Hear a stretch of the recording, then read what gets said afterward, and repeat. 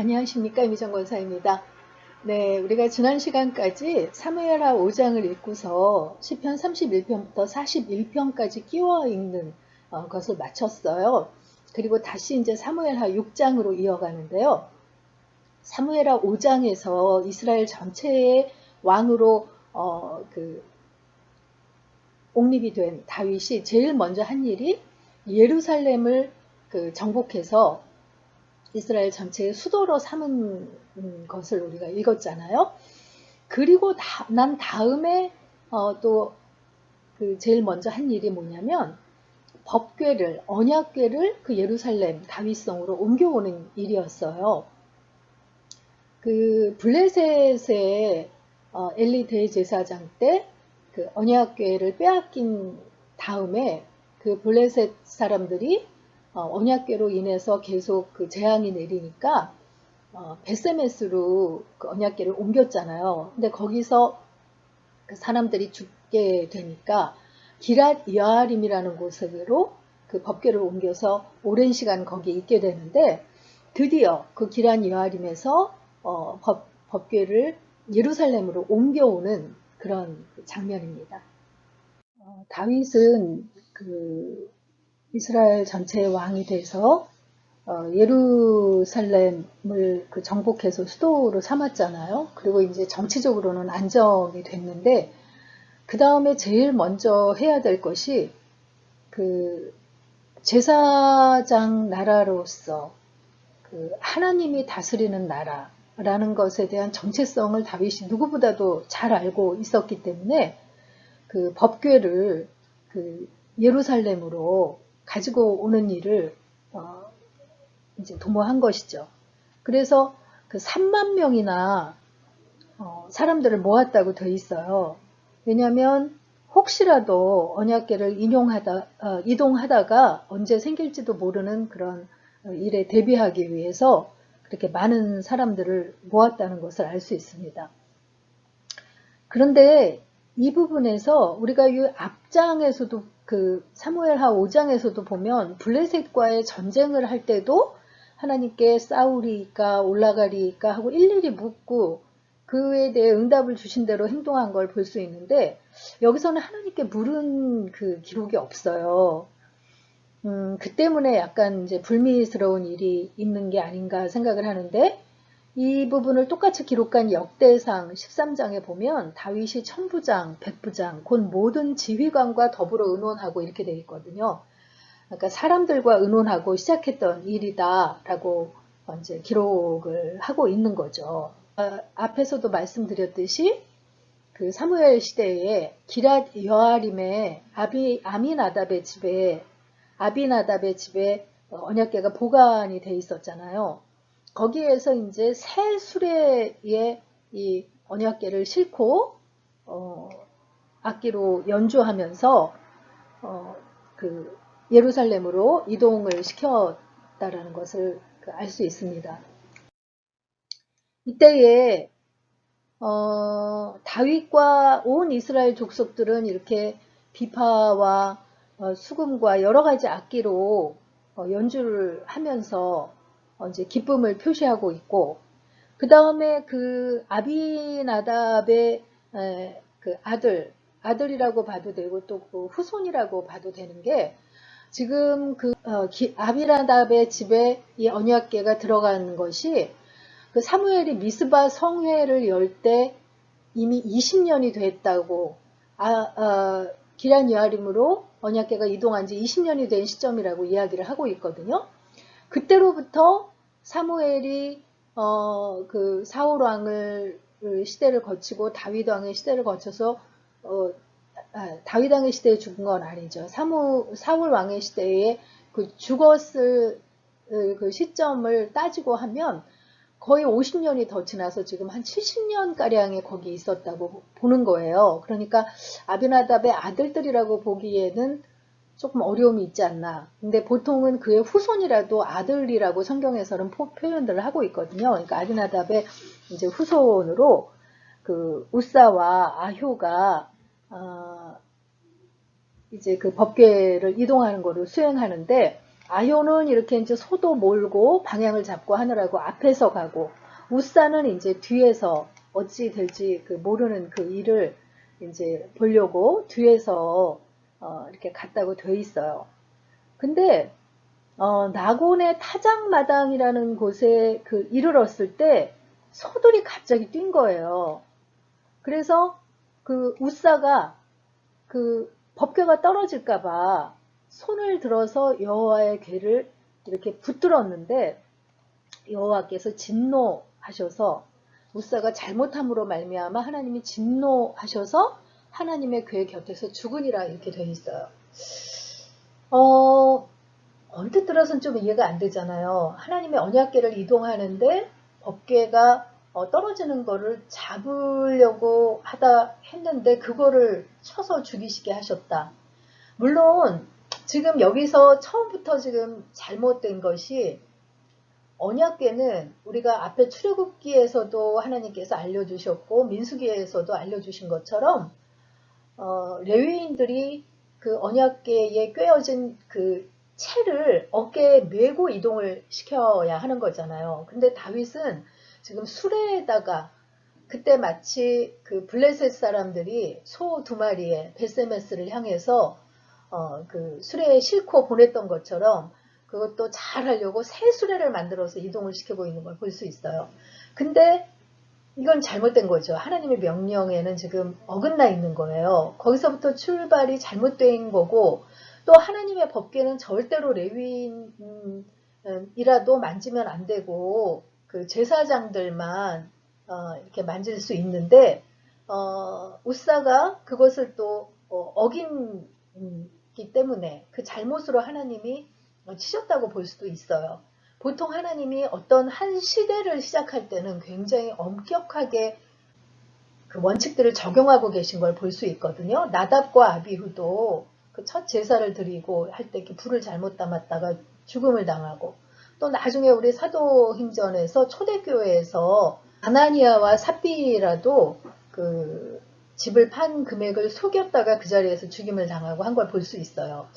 그런 걸 보면 굉장히 뭔가 이렇게 한 시대를 열어가는 시대 때 굉장히 엄격하게 원칙들을 적용하고 계신 걸 볼 수 있는데, 다윗 왕조의 시대에도 이거를 엄격하게 적용하셔서 이런 징계를 내리셨다 하고 보는 분들도 계세요. 그런데 또 다른 그 의견들은요, 단지 우사가 그 만지지 말아야 할 법궤를 만진 그 하나의 실수 때문에 그 자리에서 하나님이 치셔서 죽임을 당하게 하셨을까? 그건 아닐 거라는 거죠. 이 오랜 동안 우사가 그 언약궤를 이렇게 지키고 또 뭐라 그럴까요? 그 보호하는 일을 했는데 자기도 모르게 우리가 너무 익숙해지면 굉장히 소중한 것들도 함부로 대하게 되는 경우가 있잖아요. 그렇게 그 언약궤에 대해서 하나님 앞에서 좀 이렇게 어떤 그 존경심이나 경외하는 그런 마음이 없었던, 그 때문에 거기에서 나온 행동으로 하나님이 진노하셨던 게 아닐까, 이렇게 보는 설이 훨씬 많습니다. 그래서 우사가 그곳에서 죽임을 당하니까 다윗이 그곳을 베레스 우사, 우사를 치셨다라는 그런 그 이름을 붙였다고 이렇게 이야기하고 있어요. 그리고 이 기란 여아림에서 예루살렘으로 옮기는 중에 나곤의 타작마당에서 이런 일이 있었는데, 아마 그 근처 가까운 곳에 오베데돔이라는 사람의 집이 있었던 모양이에요.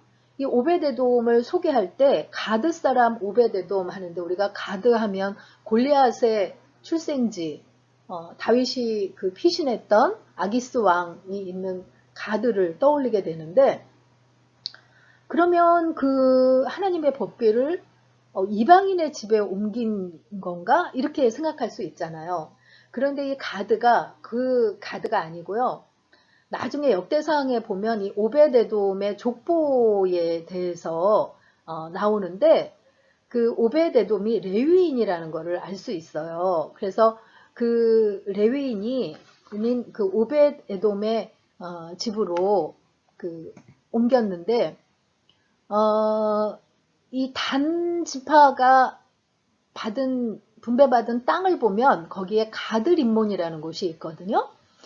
이 가드림몬에서 레위인의 직분을 감당하며 거기에서 태어난 사람이 아닌가. 그래서 가드 사람 오벳에돔 하면 이 가드림몬에서 그 림몬을 빼고 가드라고 불렀던 것이 아닌가. 이제 그렇게 학자들이 이해를 하고 있습니다. 그래서 그 가드 사람인 오벳에돔의 집이 그 나곤의 타작마당 가까운 곳에 있었는데 뭐 성경에는 분명히 나와 있지 않아요. 다윗 왕이 더 이상 이렇게 진행하는 것이 이렇게 그 우사의 죽음을 보고 마땅치 않으니까 이 가까운 곳에 있는 오벳에돔의 집으로 언약궤를 잠시 이렇게 거하게 하라 하고 명령을 한 건지, 아니면 오벳에돔이 더 이상 그 법궤가 진행되지 못하는 걸 보면서 우리 집으로 이렇게 모셔드리겠다고 자원을 한 건지는 알 수 없지만 어쨌든 사람이 죽어났잖아요. 법궤를 잘못 다루다가.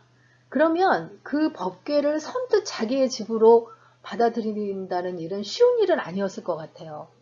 그런데 오벳에돔은 그것을 순종해서 법궤를 자신의 집으로 받아들여서 이제 지키게 된 거죠. 그랬는데 3개월쯤 지나서 어떤 사람이 다윗 왕에게 이르되 여호와께서 하나님의 궤로 말미암아 오벳에돔의 집과 그의 모든 소유에 복을 주셨다라고 이렇게 다윗에게 고백하고 있는 것을 볼 수 있습니다. 3개월 있었을 뿐인데 오벳에돔의 모든 소유가 복을 받는 그런 그 결과를 다른 사람들이 다 눈치챌 정도로 그에게 복을 부어주셨다는 거예요. 그리고 나중에 그 역대상에 보면은요, 여호와의 궤를 섬기며 지키는 문지기의 직분을 받았다고 역대상 16장에 오벳에돔의 가문에 대해서 소개를 하고 있어요. 문지기, 성의 문지기가 대단한 건가 이렇게 생각할 수 있지만 하나님이 거하시는 그 성전의 문지기의 직을 굉장히 영예스러운 것으로 성경은 기록하고 있는 것을 볼 수 있거든요. 그 오벳에돔의 가문에 그런 문지기의 직분을 받는 축복을 주셨다는 거고요. 또 역대상 26장에 보면 그 오벳에돔의 자손들이 능력이 있어서 직무를 잘 감당하고 번성하는 복을 받았다라고 기록하고 있는 것을 볼 수 있습니다. 어쨌든 오벳에돔의 그 집에 이 언약궤를 받아들임으로 당대에도 소유가 늘어나는 그 복을 주었지만 후대에도 보면 이렇게 하나님께서 계속 복을 부어주고 계신 것을 볼 수 있어요. 그래서 다윗도 그 소식을 듣고 하나님께서 그 자신들에 대해 자신들이 잘못 행동하고 또 이렇게 율법을 어기고 이동하고 이런 실수를 했고 이런 것에 대해서 이제는 분노를 돌이키셨구나 라고 생각을 하죠. 그래서 이번에는 제대로 레위 사람들이 여호와의 궤를 메게 합니다. 역대상 15장에 보면 그게 자세히 나와 있거든요. 그래서 제대로 이제 채를 레위인들이 그 어깨에 메고 여호와의 궤를 이동하고 있는 것을 볼 수 있습니다. 그리고 다윗은 배에 에봇을 입었다고 되어 있는데 그 제사장들이 입는 그런 청실, 홍실, 성색실, 홍색실로 짠 에봇 말고요. 배로 짠 에봇을 입고 그리고 하나님의 궤를 다윗성으로 올리는 그 예식에서 아주 주도적으로 다윗이 역할을 감당하고 있는 것을 볼 수 있어요. 그리고 오벳에돔의 집에서 법궤를 옮기는데 6걸음을 옮기고 나서 제사를 드렸다고 되어 있어요. 저는 처음에 이 부분을 읽을 때 6걸음을 옮길 때마다 제사를 드렸다는 것으로 읽어서 아니 예루살렘까지 몇 날 며칠이 걸렸겠네 라고 생각을 했거든요. 근데 그게 아니라 6걸음, 처음 6걸음마다 처음 6걸음을 뗀 후에 속죄제 형식으로 제사를 드리고 다시 출발했다라고 이렇게 주석에는 되어 있더라고요. 그렇게 이제 아주 신중하게 그러면서도 너무너무 이렇게 기쁨을 표현하면서 이렇게 춤추며 즐거이 환호하고 나팔을 불고 이런 축제 분위기로 법궤를 이동하고 있는 것을 볼 수 있습니다. 그러면서 이제 드디어 다윗성으로 이제 법궤가 들어오고 있어요. 근데 그날 이 창가에서 다윗성의 창가에서 내려다 보고 있는 것은 바로 다윗의 첫 번째 부인인 미갈입니다. 근데 이 미갈이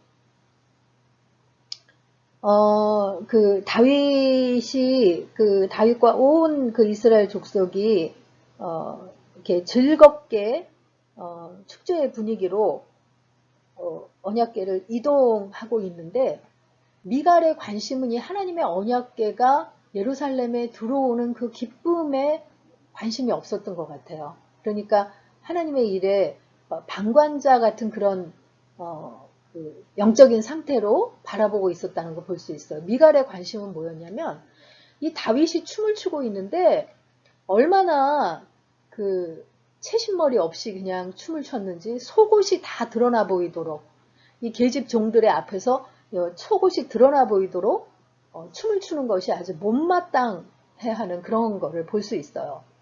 다윗이 이제 언약궤를 다윗성에 이렇게 천막에 성막에 이렇게 자리를 만들어 놓고 거기에다가 옮겨 놓은 자리를 마련해 놓고 다윗이 너무 기쁜 날이니까 이 온 이스라엘 모인 백성들에게 축복을 하고 떡 한 개와 고기 한 조각과 건포도 떡 한 덩이씩을 나누어 주었다는 것이 기록이 나와 있어요. 우리도 뭐 추수감사절이나 교회에 이렇게 축제 같은 때 이렇게 떡 한 덩이씩 나눠주는 그런 관습 같은 게 있는데 다윗이 이렇게 성경에 보면 그렇게 이제 처음으로 그런 모습을 보이고 있는 것을 다윗에게서 그것이 시작되고 있는 것을 볼 수 있죠.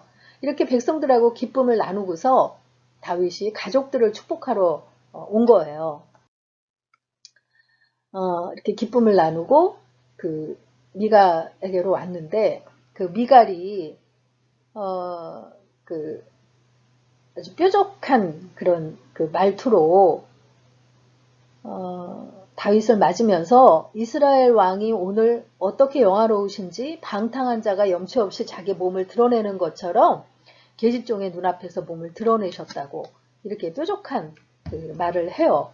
그러니까 다윗이 이는 여호와 앞에서 한 것이니라. 그가 내 아버지와 그의 온 집을 버리시고 나를 택하사 나를 여호와의 백성 이스라엘의 주권자로 삼으셨으니 내가 여호와 앞에서 뛰놀리라 하면서 내가 이보다 더 낮아져서 스스로 천하게 보일지라도 내가 말한 바 계집종에게는 내가 높임을 받으리라 라고 이렇게 아주 더 뾰족한 말로 대꾸하고 있는 것을 볼 수 있어요. 그래서 그 다음에 성경은 어떻게 마무리를 하고 있냐면 사울의 딸 미갈이 죽는 날까지 그에게 자식이 없느니라 하고 마무리를 하고 있습니다.